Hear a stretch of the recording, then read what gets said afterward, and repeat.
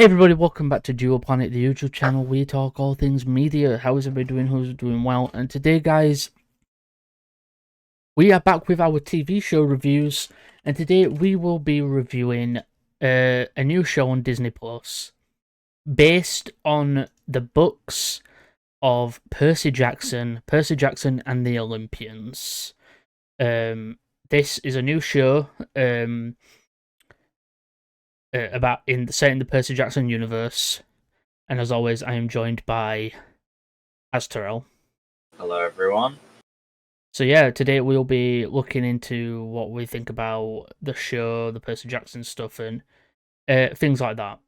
And we'll just come up with that. But we'll be doing a breakdown.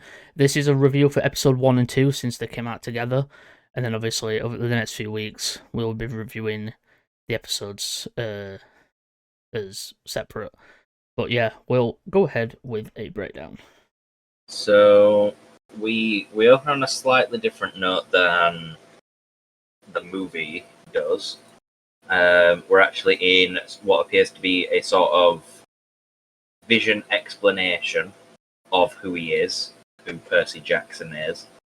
And then we get to see him as a very, very young child, where he's having visions of stuff that he can see but other people can't. Things like a Pegasus and a metal rhino.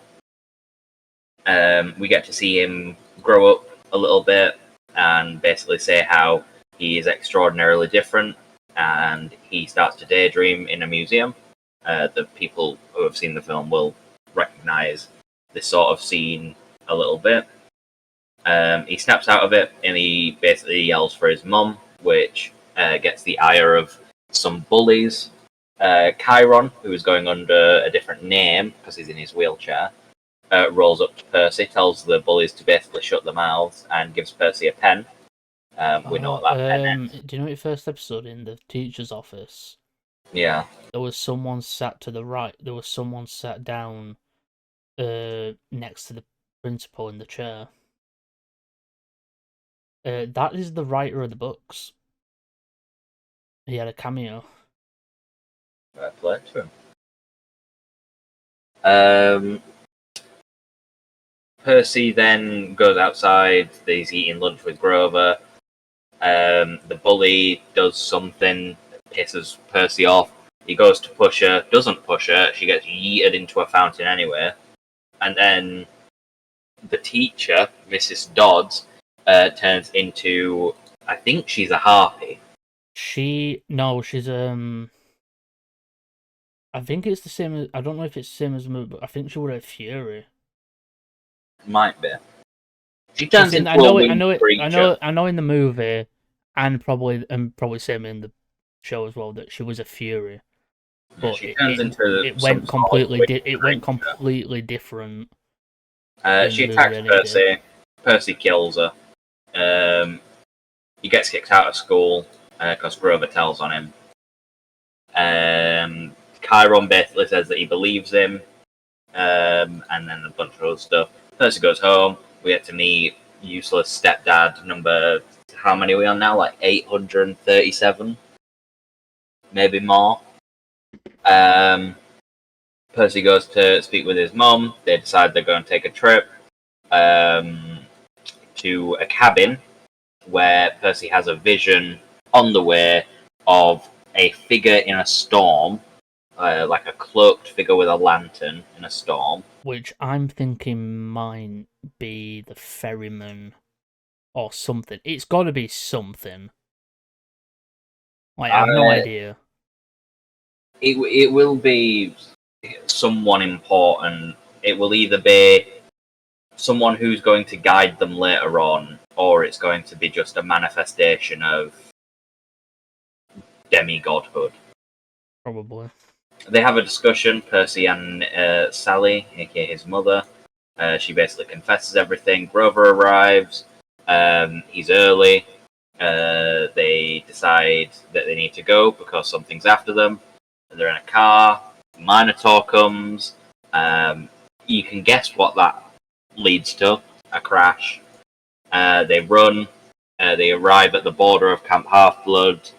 his mum decides to buy him some time, which Percy doesn't actually make great use of. His mum gets dusted, so Thanos is in this universe. Good to know. Percy gets his sword out. Percy kills the Minotaur. Pretty good.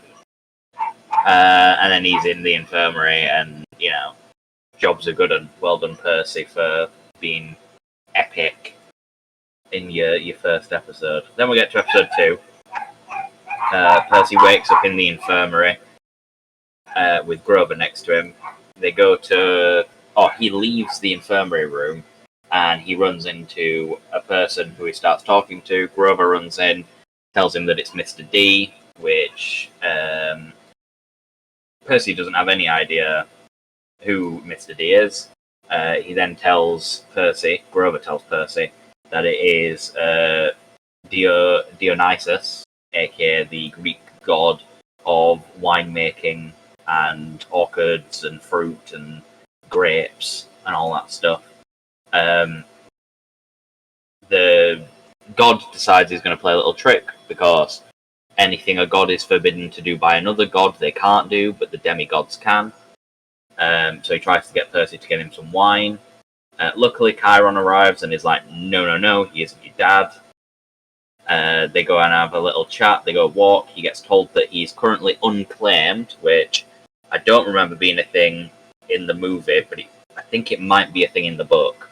Yeah, the movie did it different. I think in the movie it was basically everybody knew who their parents were, and Percy didn't know until Chiron took him to this cabin. He looked at the wall. There was tridents all over, and he just went, "Oh, my father's Poseidon." So because he's unclaimed, Percy gets put in Hermes's cabin. Hermes's cabin, yeah. And which is for people is used for people who are claimed and unclaimed. He meets Luke there. Meanwhile, Grover goes to the Circle of Satyr to talk about what happened to Sally Jackson. He finds out that she isn't dead, she's in the underworld with Hades. Percy gets another vision, wakes up. Luke tells him that it's a normal thing to happen around here. We get introduced to Ares as kids, who are complete and utter twats. Yep. Percy then decides that he's going to do a great feat so that his dad will recognise him. He isn't very good at anything, mind you. He manages to somehow set fire to a barrel of clothing while trying to forge something. Trying to hit a hammer to forge a new sword, and it just flips and sets some hay on fire. He gets told about prayer, and how people will burn something that they love the most in order to have their prayer be heard. So he burns some of the... I assume it's some form of sweet. I think it's basically, by what we saw, it's sweets that his mum would always buy him. Yeah, so he burns it and he tries to talk to his mum. Then he gets grabbed by Ares' kids into a bathroom. They're about to give him a little swirly treatment, and Percy just absolutely annihilates them with the water, and they run off. Annabeth's there. They have a brief discussion. The next day is capture the flag day. And Percy is on the same team as Luke and Annabeth. Annabeth's got a plan. She takes Percy with them. Luke takes the rest of the soldiers to go capture the flag. Percy basically gets left to his own devices. Annabeth goes invisible. And he basically has a little montage of him being, quote, ready. We get to see him floss. We get to see him take a piss. We get to see him stroke a lizard of some sort. And then he's laid down on a log, and some red team show up, including Ares' kids. They start a fight. Percy's actually holding his own. He's getting cut a few times, but he's holding his own, considering it's 3-on-1. He actually manages to break the spear that was, I believe, gifted to Ares' child. She did seem very upset. Yeah, she lets out a scream, and then Annabeth shows up after Percy has already beaten everyone, and pushes him into the lake where he starts to heal from the water. And then as we pan out, we get to see a glowing trident above his head, indicating he has been claimed by Poseidon. And then we get our little fact-finding thing of the lightning bolt's been stolen. Zeus says his dad's got until the summer solstice to return it, otherwise there's going to be a war. Quest needs 3 people. Grover interrupts. He tells Percy about his mother. Really pisses Mr. D off. And then Percy's like, okay, where do we start? And that is the end of Percy Jackson and the Olympians, episodes 1 and 2. I've got to say, as someone who liked the first film and didn't really like the second, the second one was fine. It just had some issues here and there. But yeah, Percy, I like the actors. They're definitely at the age that I think they should be. I'm glad that the director, not director, the writer of the books, soon as the casting came out, he was like, yeah, that's perfect. Like, he didn't get angry about it or out. He was like, that's perfect. He basically just, he got a cameo and all that. He definitely liked the idea of him, having a show about his books. I don't even think the director liked the movies, to be fair. I'm not really sure. But I think if you're going to do Percy Jackson, a show is a way to do it. And I really like the Greek mythology. Greek mythology is actually really interesting. Poseidon, I think, is my favorite god. But I think, yeah, I really enjoyed it.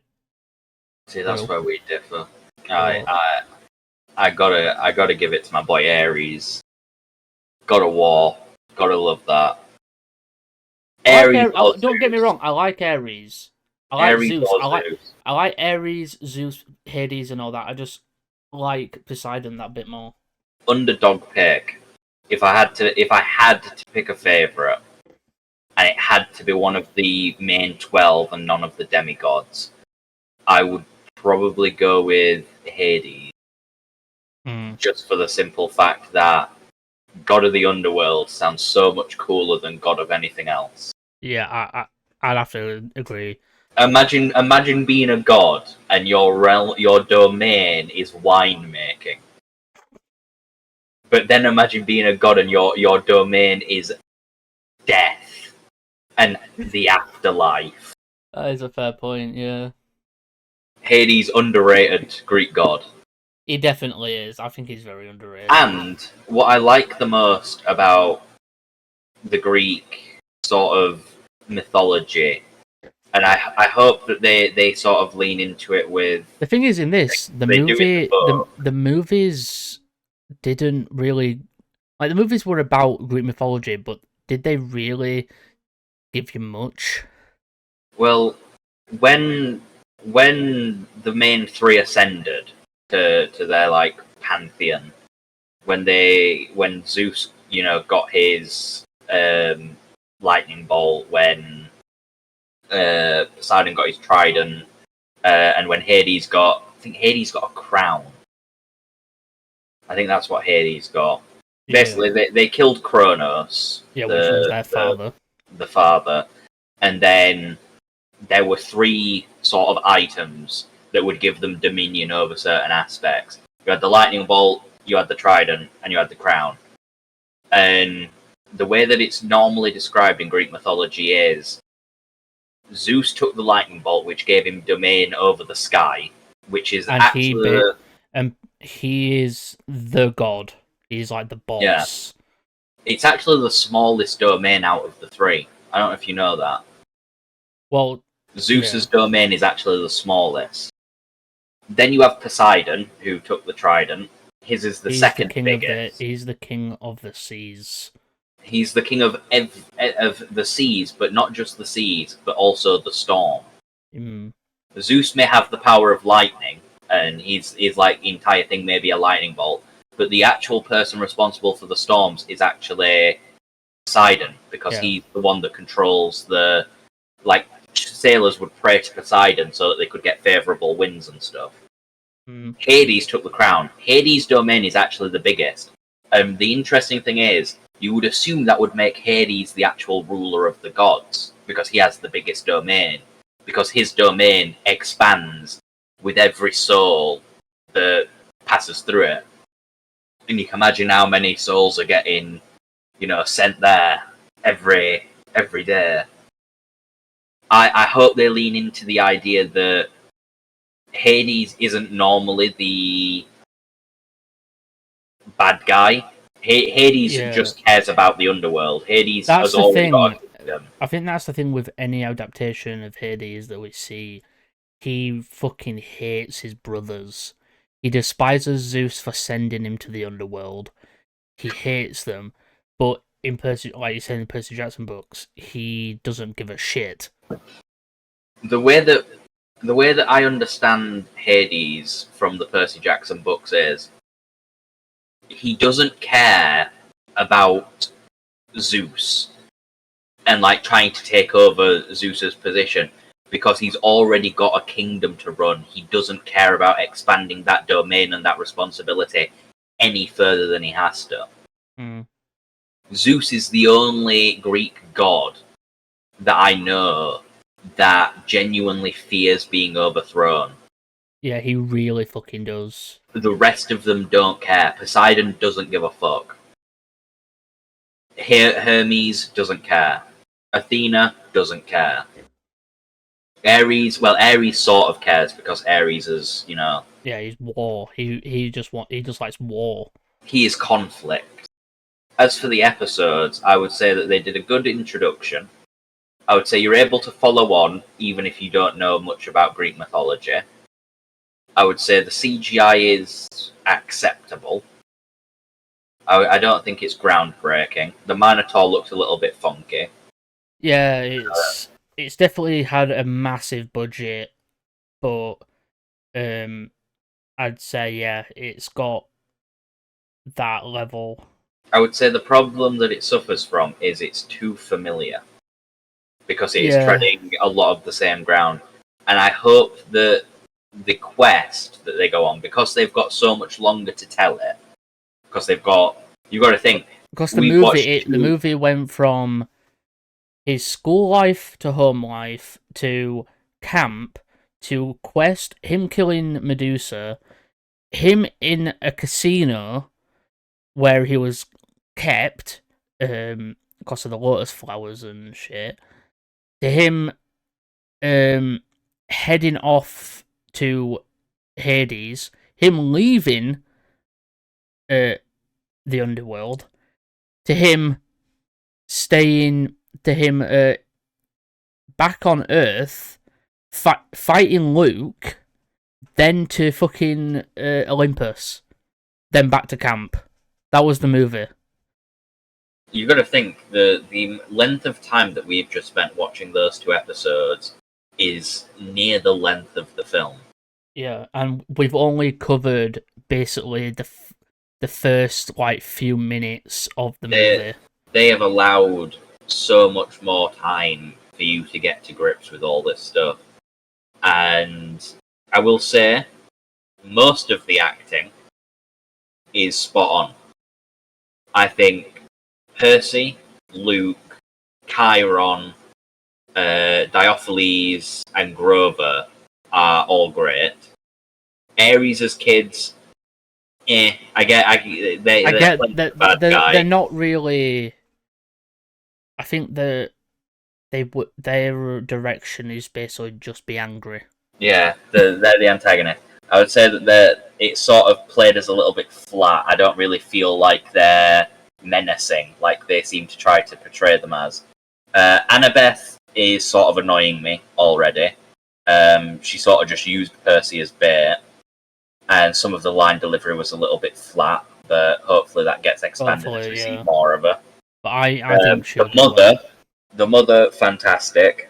Yeah, I've got to say, Even like the stepdad. From what I've heard, people have said that Percy in this and his mum have amazing chemistry, and I can tell they do. I really feel like they have known each other since he was a baby.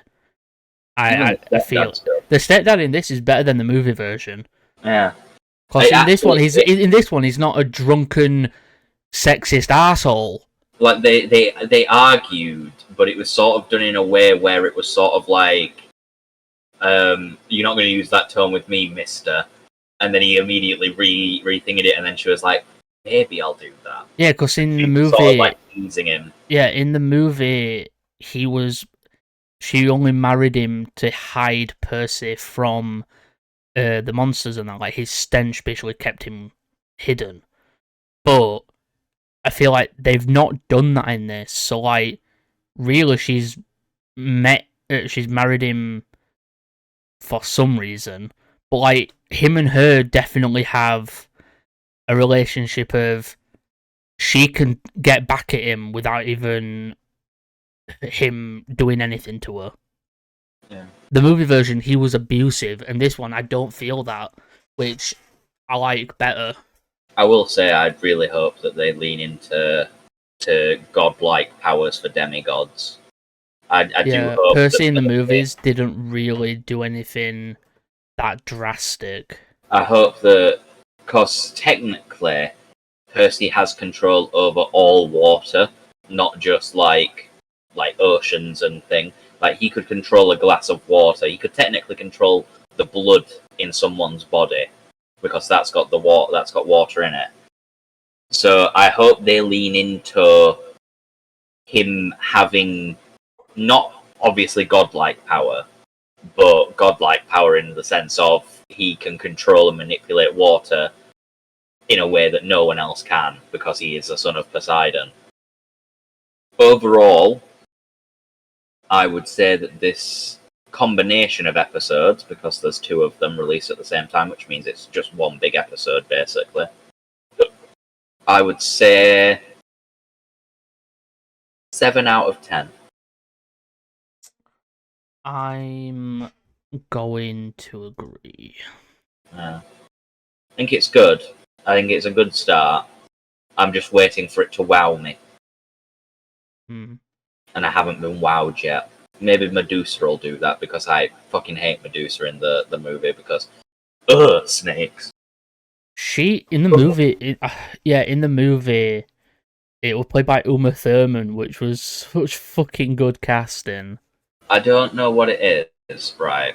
But spiders, snakes, I think it was Uma Thurman. Rats, any sort of just horrible creature. If you just apply it to a person, it's horrible, but also awesome. Yeah, it's I always forgot that Pierce Brosnan played Chiron in the movie.